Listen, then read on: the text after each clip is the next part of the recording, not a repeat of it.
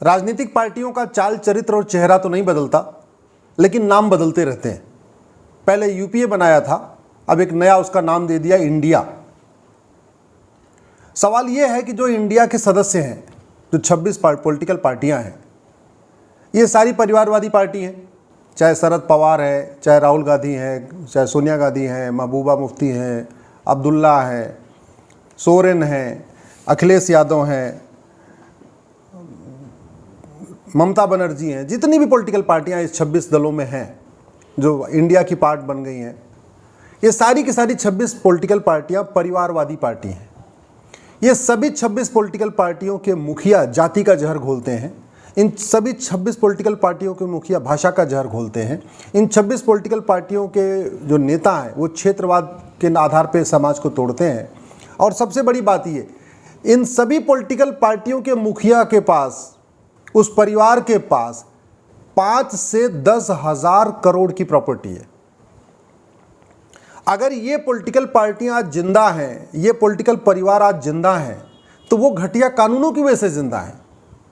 उदाहरण के लिए 1993 में जो मुंबई बम ब्लास्ट हुआ था, उसके बाद एक वोहरा कमेटी बनी थी। उस वोहरा कमेटी ने एक रिपोर्ट दिया था। अब कुछ लोग कहते हैं उसमें शरद पवार का भी नाम था, कुछ लोग कहते हैं उसमें चिमन भाई पटेल जो कांग्रेस के मुख्यमंत्री थे गुजरात वाले, उनका भी नाम था, कुछ लोग कहते हैं विलासराव देशमुख का भी नाम था। मुझे नहीं पता किसका नाम था किसका नहीं था, लेकिन सच्चाई यह है कि वो वोहरा कमेटी की रिपोर्ट आज तक टेबल नहीं हुई। उस वोहरा कमेटी में जिन लोगों का नाम था उनके खिलाफ जांच नहीं हुई। अगर वोहरा कमेटी की रिपोर्ट पब्लिश हो जाए तो कांग्रेस और शरद पवार की पार्टी तो अपने आप खत्म हो जाएगी। किस तरीके से वोहरा कमेटी में, जैसा लोग बताते हैं कि उसमें दाऊद इब्राहिम का एक नेक्सस दिखाया गया है, किस तरीके से दाऊद इब्राहिम को मदद किया गया है, इसका मतलब 1993 में जो 300 लोगों की जान गई, उसमें इन पॉलिटिकल पार्टियों का हाथ है, इन नेताओं का हाथ है। इनके खिलाफ कार्रवाई होनी चाहिए थी, कार्रवाई नहीं हुई, इसलिए वो इंडिया के पार्ट बन गए। वो अपना पार्टी उनकी चला रहे हैं, और जिनको जेल में होना चाहिए था वो पार्टी के आलाकमान बैठे हुए हैं और गठबंधन बना रहे हैं।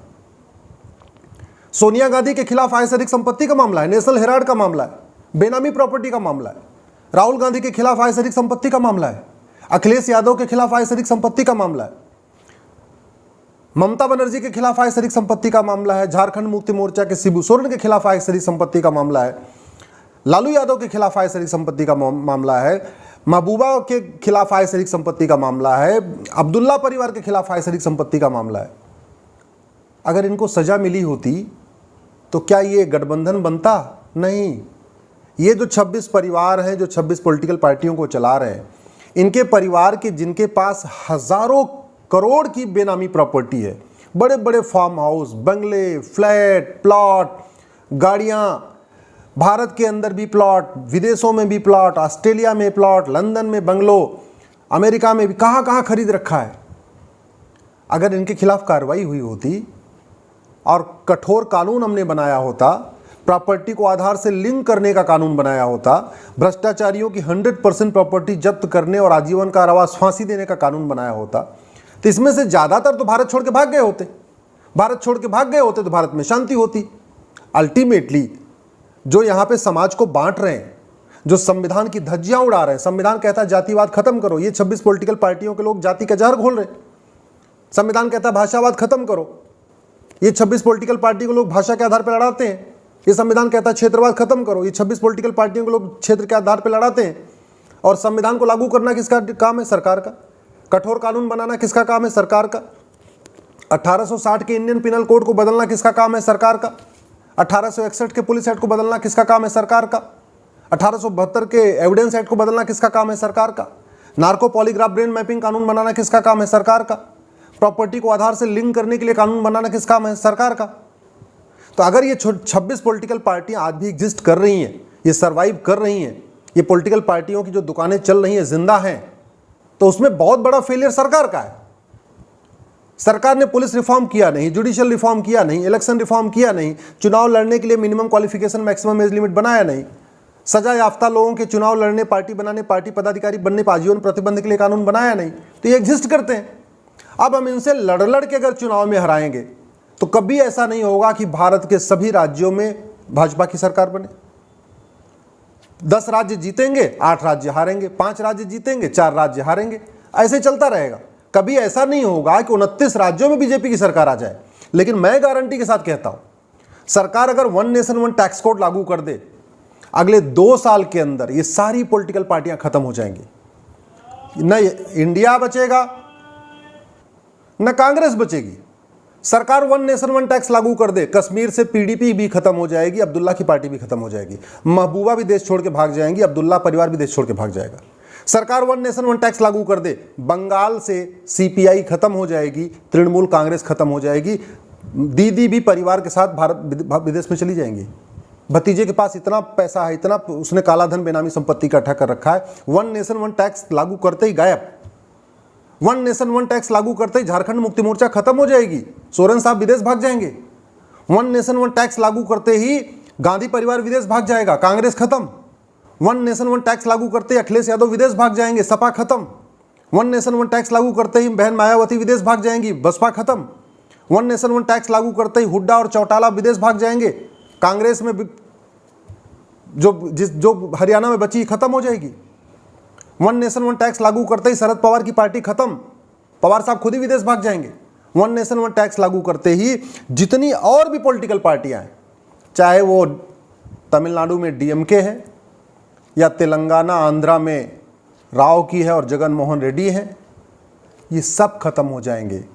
और केवल भ्रष्ट पॉलिटिकल पार्टियां ही नहीं खत्म होंगी, जातिवादी भाषावादी पार्टियां ही नहीं खत्म होंगी, मैं गारंटी के साथ कहता हूं नक्सलवाद भी खत्म हो जाएगा, माओवाद खत्म हो जाएगा। वन नेशन वन टैक्स लागू करते ही पूर्वोत्तर का अलगाववाद खत्म हो जाएगा, दोबारा मणिपुर में जैसी आगजनी हुई दोबारा नहीं होगी। वन नेशन वन टैक्स लागू करते ही कश्मीर के अलगाववादियों की कमर टूट जाएगी।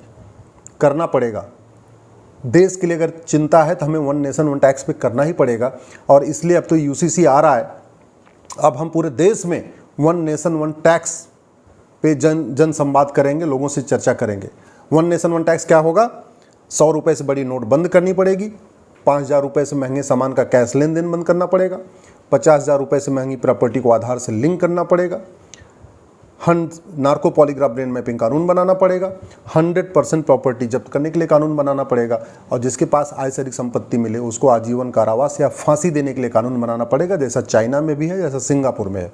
चाइना में भी कुछ दिन पहले एक मंत्री को फांसी हुई है, कानून मंत्री को फांसी हुई चाइना में। तो यहाँ पे सिंगापुर में तो भी 900 ग्राम गांजा पाए जाने पे फांसी हुई है। दुनिया के देशों में कानून है, दुर्भाग्यवश हमने कानून नहीं बनाया। जब कानून घटिया है तो घटिया नेता आगे बढ़ेंगे। कानून अच्छा होगा तो अच्छे लोग संसद में जाएंगे, कानून घटिया होगा तो घटिया लोग संसद में जाएंगे।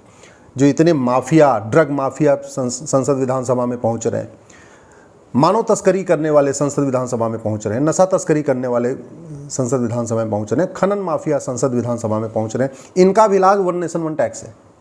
और वन नेशन वन टैक्स संभव है। 225 करोड़ खाते खुल चुके हैं, गरीब से गरीब आदमी बैंक से जुड़ चुका है, 48 करोड़ जनधन खाते खुल चुके हैं, 130 करोड़ आधार बन चुका है, आधार प्रॉपर्टी से, आधार ऑलरेडी पैन से लिंक होना शुरू हो चुका है, आधार वोटर आईडी से लिंक होना शुरू हो चुका है, तो आधार प्रॉपर्टी से भी लिंक हो सकता है। आधार को प्रॉपर्टी से लिंक करते ही न ईडी को छापा मारने की ज़रूरत है, न सीबीआई को छापा मारने की ज़रूरत। सरकार को बैठे बैठे पता चल जाएगा कि किसके पास कितनी बेनामी प्रॉपर्टी है।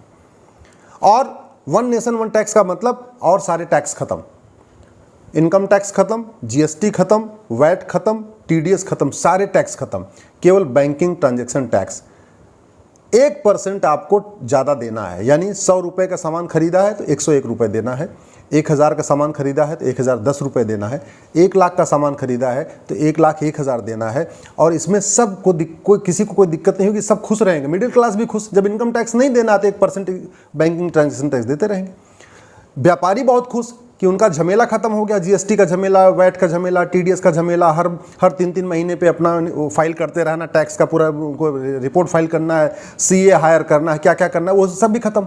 तो व्यापारी भी खुश, व्यापार भी बढ़ेगा, खुशहाली भी आएगी, अपहरण भी खत्म होगा, भ्रष्टाचार खत्म होगा। ये पॉलिटिकल पार्टियां जो जातिवादी भाषावादी क्षेत्रवादी छोड़ के भाग जाएंगी।